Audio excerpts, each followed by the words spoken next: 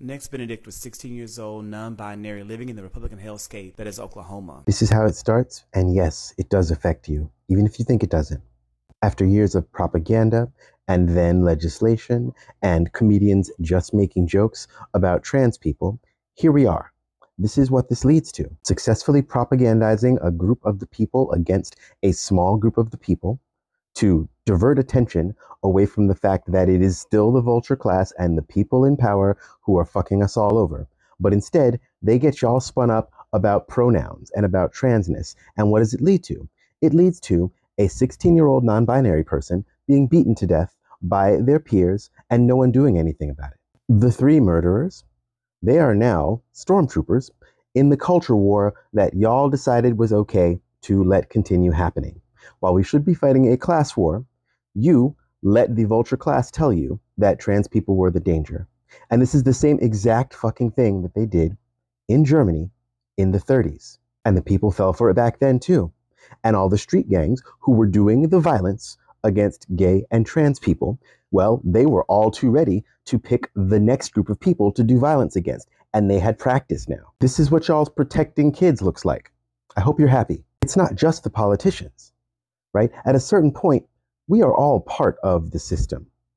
And there is some element of the system that has gotten into each of us that causes us to, on the daily, be stormtroopers for some aspect of one of the ways that the system controls us. And no matter what you think you're doing, when you talk shit about a gay person or an immigrant or a black person, whatever identity group that you feel like it's okay to denigrate, to make jokes about, to essentially belittle, you are doing the work of the overculture for them. And what are you doing? You're helping them consolidate power. Now they're trying to legislate us out of existence, but they don't have to even worry about that anymore because now they know that people will deputize themselves and go and do violence on behalf of them. The worst thing about fascism is that it doesn't just come from the government.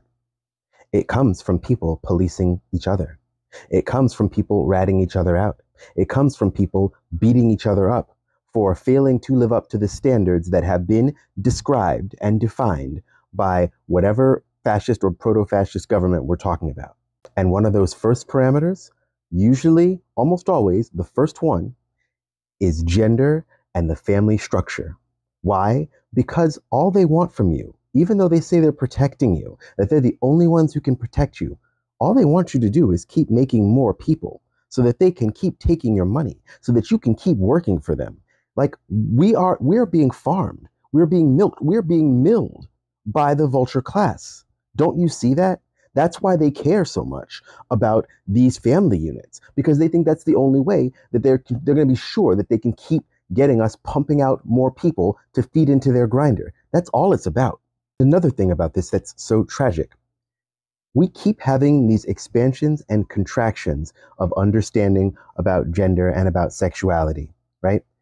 After what happened in the 30s and 40s, after they had destroyed the Hirschfeld Institute, we as a human species were set back, the gods only know how many years, in terms of our understanding of gender and sexuality, right?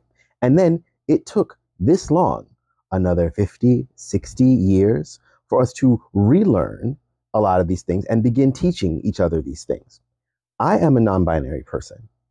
I did not have the word non-binary or the understanding about it because I had no queer elders, because they were all killed off by AIDS, because the government intentionally let it burn through the LGBTQ population. And finally, we get to a point in history where the kids know enough about gender to explore it and discover themselves and grow up happy as the people that they want to be. And now it's too much for the people who are in power, and they're contracting it. And Nex is one of the first people to lose their lives for this contraction. I'll talk more about non-binary identity because y'all need to hear it, but I'll do that in another video. Spread this story far and wide, okay? People need to talk about this because this is what it looks like when the country is taking a fascist turn. It comes from the bottom and from the top. And the people who are protected are the ones that are in line with what the fascist overstructure wants. Those are the street thugs. Those are the toughs that are going to do the violence on behalf of the state that the state can't do yet. And they're allowing the state to build up power. Mark my words. I said this before in a previous video, but it applies here. In that first They Came For poem, the people who are left out of that are the gay and trans people who they started with. And we didn't even make the poem. Sure, it was a trans non-binary person this time, but it could have been a black person they didn't like. Could have been an immigrant they didn't like.